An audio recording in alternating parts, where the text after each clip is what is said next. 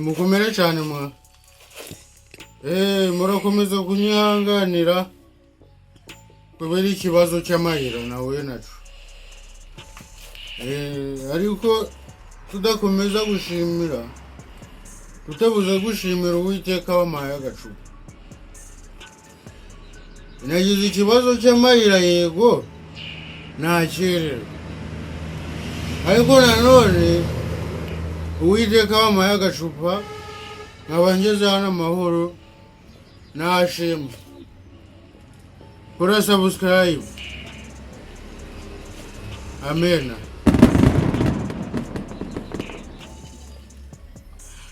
Okay, nuko nabibabwiye rero ni Kazungu nk'ibisanzwe pasiteri Kazungu.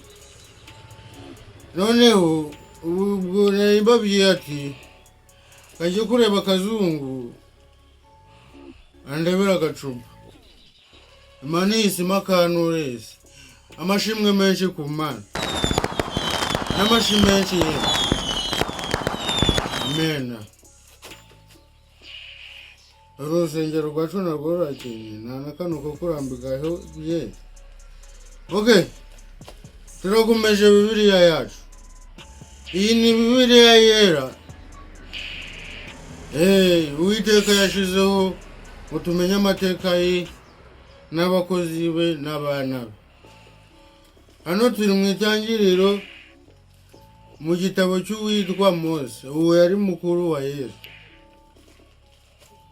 Yari mukuru wa Yesu amukurikira nk'ubwa munani. Turakomeje. Muribuka ko twize ko uko umunsi wa mbere Imana yaremye umucyo n'umwijima. Umucyo iwita amanywa, noneho umwijima iwita ijoro. Turakomeje itangiriro igice cya mbere tugeze ku murongo wa 6. Amen. Ariko okay, kora subscribe. Imana irangije iravuga iti habeho isanzure hagati y'amazi yigabanye amazi n'andi mazi. Amen. Amazi itandukanye n'andi mazi, ariko nimwibaze igifuniko babaye nk'abakinyibye naye mukabarinda guhana barakinyibye.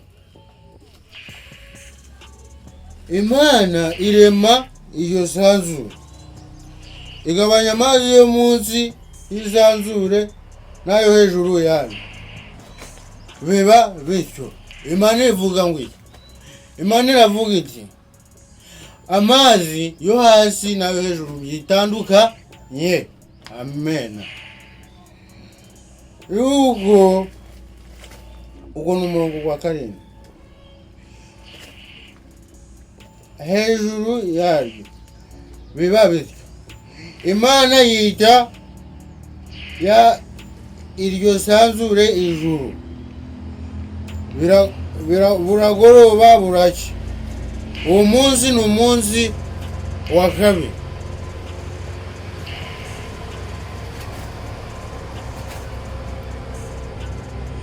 Umunsi wa kabiri Imana yaremye.